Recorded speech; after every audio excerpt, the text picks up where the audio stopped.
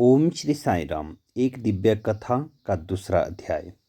सन 1995 मार्च महीने में हेमा, जो उस समय अपने पति के साथ रियाद सऊदी अरब में रहती थी, अपने पहले बच्चे के प्रसव के लिए माता पिता के पास लखनऊ आई। गुरुवार 23 नवंबर 1995 को हेमा ने एक पुत्र को जन्म दिया, जिसका नाम ईशान रखा गया। प्रसव के बाद दाई नवजात बच्चे को कमरे में लेकर आई और हेमा के पलंग के बगल में रखे पालने में सुला दिया। जैसे ही वह कमरे में गई, माँ को अपने नाती को गोद में उठाने की इच्छा हुई। वह पालने की ओर गई और बच्चे को उठाने के लिए झुकी तो देखती है सोए हुए बच्चे के चारों ओर विभूति का चक्र बना था और उसके तकिए की ओर श्री सत्य साईं बाबा का एक छोटा सा चित्र रखा था। माँ आश्चर्यचकित देखती रही और उन्होंने हेमा से बताया। वे दोनों देर तक सोचते रहे कि यह चमत्कार कब हुआ होगा। माँ ने तस्वीर को उठाया और बहुत श्रद्धा के साथ अपने पर्स में रख लिया। 2 दिन के बाद नवजात बच्चे को लेकर वे घर लौट गए। गुरु पूर्णिमा 30 जुलाई 1996 को पड़ोस के साईं मंदिर में शाम को एक विशेष भजन कार्यक्रम का आयोजन किया गया। हमेशा की तरह माँ भी भजन में भाग लेने के लिए गई। इस विशेष अवसर पर श्री सत्य साईं बाबा की तस्वीर वहां उपस्थित सभी भक्तों को दी गई। माँ ने भी प्रसाद के रूप में उनकी तस्वीर को प्राप्त किया। घर पहुंचने पर माँ को चाय पीने की इच्छा हुई। वह सीधा बैठक में रखे फ्रिज से दूध का भिगोना निकालने के लिए गई। हाथ में तस्वीर थी और उन्होंने उसे श्रद्धा सहित फ्रिज के ऊपर रख दिया। वह दूध का भिगोना लेकर रसोई में चली गई। कुछ समय बाद जब वह फ्रिज से कुछ लेने के लिए लौटी तो उनकी नज़र फ्रिज पर रखे हुए चित्र पर पड़ी।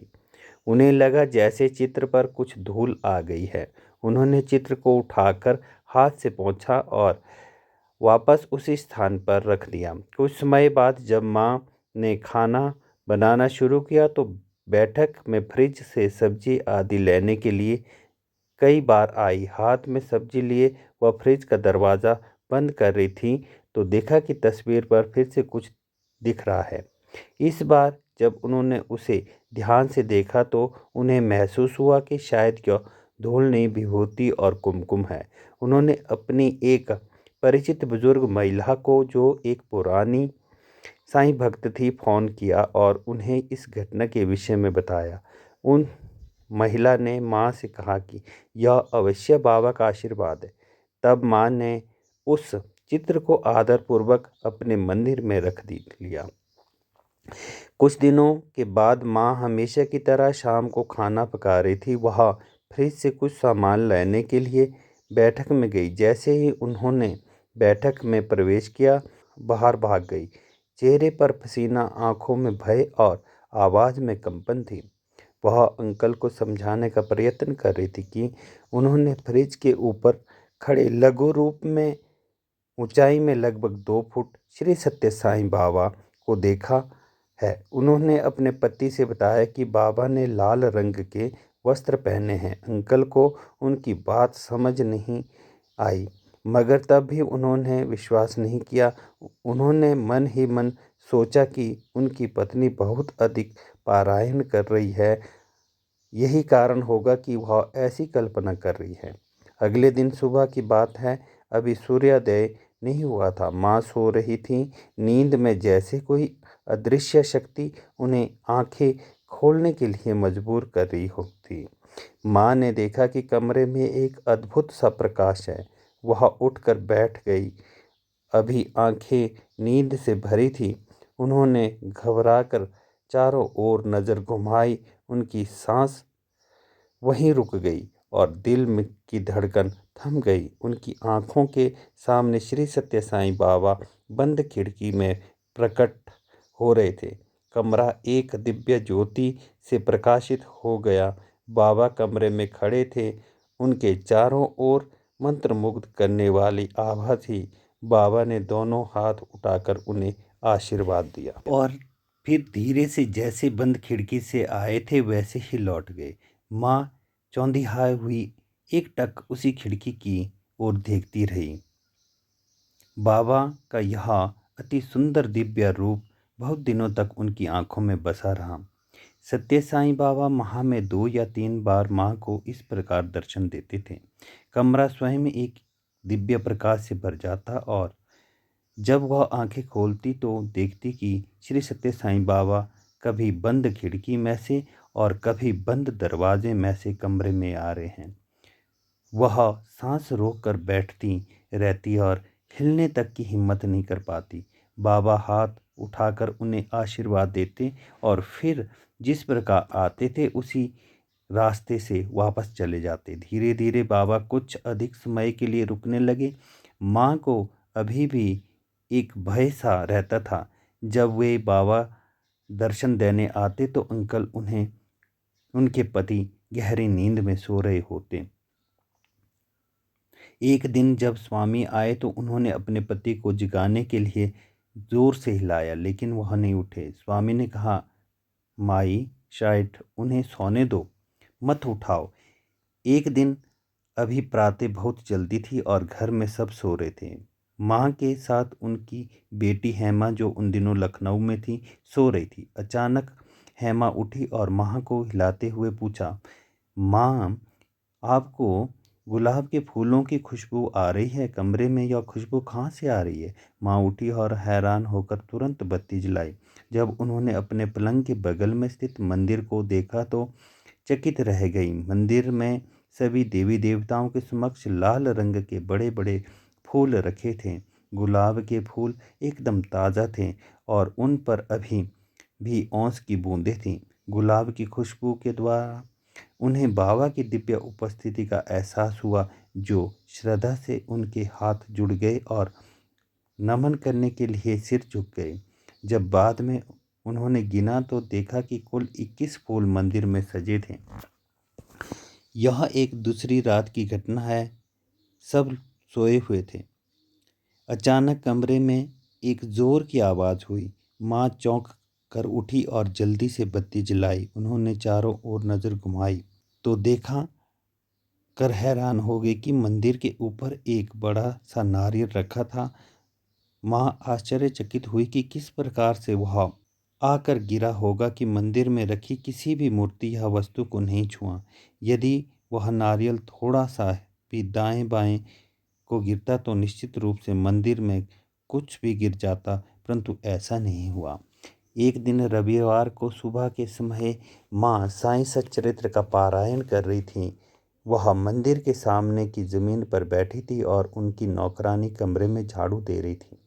माँ जब पारायण कर रही थी तो बड़ी मात्रा में किताबें के पन्नों पर के बीच में विभूति और कुमकुम प्रकट हो रहे थे।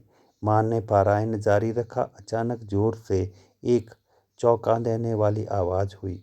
नौकरानी के हाथ से झाड़ू गिर गया और उसने हैरान होकर माँ की ओर देखा। माँ ने किताब रखी और उठकर मंदिर की ओर गई। मंदिर में माँ ने देखा कि कुछ चांदी के सिक्के पड़े हैं। वहाँ अधिक मात्रा में विभूति भी प्रकट हो रही थी। फिर अचानक उन दोनों ने कुछ और सिक्कों को एक के बाद एक ज़मीन पर गिरते हुए देखा। उन्होंने बाद में गिना तो देखा कि कुल 9 सिक्के थे, जिसमें से 4 ज़मीन पर गिरे थे, 5 मंदिर में। सभी सिक्कों पर एक तरफ गणेश लक्ष्मी की छवि थी। कुछ सिक्कों में दूसरी तरफ ओम बना था और शेष सिक्कों में दूसरी ओर श्री लिखा था। जब माँ ने गौर से जांच की तो देखा कि सभी सिक्कों पर बहुत छोटे अक्षरों में अंग्रेजी में बॉम्बे भी लिखा था। सन 2000 की बात है। गर्मी का मौसम था। दोपहर के समय जब स्कूल में छुट्टी हुई तो माँ टेलीफोन के बिल का भुगतान करने के लिए टेलीफोन ऑफिस की ओर चल दी। तेज़ गर्मी थी और माँ रिक्शा की तलाश में काफ़ी दूर निकल गई। इतनी देर में कहीं से एक रिक्शा उनके बगल में आकर खड़ा हो गया। माँ ने रिक्शे में बैठकर चालक को टेलीफोन ऑफिस चलने को कहा। वहाँ पहुँचने पर माँ ने रिक्शा चालक को किराया दिया और कहा कि उन्हें शायद अधिक समय लगेगा और यदि उसे कोई यात्री मिले तो वह अवश्य चला जाए। रिक्शा चालक ने माँ को आश्वासन दिया कि वह उनका इंतज़ार करेगा। बिल का भुगतान करने के बाद माँ बाहर आई तो वह एक पेड़ की छाँव में बैठा उनका इंतज़ार कर रहा था। घर पहुँचने पर माँ ने उससे पूछा कि कितना किराया बकाया है। रिक्शा चालक ने माँ से विभूति मांगी। उस समय माँ को यह बात असामान्य नहीं लगी कि वह रिक्शा चालक उससे विभूति मांग रहा था। उन्होंने उसे रुकने के लिए कहा और घर जाकर एक कागज़ के टुकड़े में उसके लिए विभूति ले आई।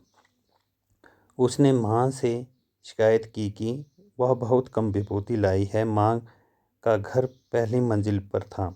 वह भागकर दोबारा ऊपर गई और विभूति लेकर आई। फिर से रिक्शा चालक ने कहा कि यह पर्याप्त नहीं है। माँ तीसरी बार ऊपर गई और उसके पास जितनी विभूति थी करीब करीब सभी ले आई। फिर भी वह संतुष्ट नहीं हुआ। तब माँ ने उससे कहा कि अब उसके पास उसे देने के लिए और विभूति नहीं है। रिक्शा चालक जाने के लिए तैयार हुआ और माँ घूमकर अपने घर की ओर जैसे ही चली, उन्हें याद आया कि उन्होंने उसे रिक्शा का बकाया किराया नहीं दिया। माँ तुरंत वापस घूमी तो दंग रह गई। वहाँ दूर तक ना तो कोई रिक्शा था, ना ही चालक। अचंभित वह कुछ देर वहाँ खड़ी रही, इधर उधर देखती रही, फिर धीरे घर की ओर कदम बढ़ाए। दोपहर में उनकी बेटी हेमा का फोन आया तो माँ ने उसे सारी घटना सुनाई। हेमा ने हंसकर कहा, बाबा आपको मुफ्त की सवारी करवाने के लिए आए होंगे। उसी रात शिरडी बाबा ने माँ को सपने में बताया कि उन्हें ना तो पैसे की ज़रूरत है और ना विभूति की। वे तो केवल माँ के सब्र की परीक्षा लेने आए थे। माँ ने बाबा का एक चित्र फ्रेम करने के लिए दिया हुआ था। अगले दिन दोपहर में स्कूल में छुट्टी होने के बाद माँ बाजार गई और खुशी खुशी तस्वीर को लेकर घर पहुंची। जैसे ही उन्होंने घर का ताला खोला और पहला कदम अंदर रखा, डर के मारे उनके हाथ से तस्वीर फिसल कर गिर गई। दरवाजे पर श्री सत्य साईं बाबा जैसे कि उनके इंतज़ार में खड़े थे। स्वामी ने दोनों हाथ उठाकर माँ को आशीर्वाद दिया और उसी क्षण वे लुप्त हो गए। ओम श्री साईं राम।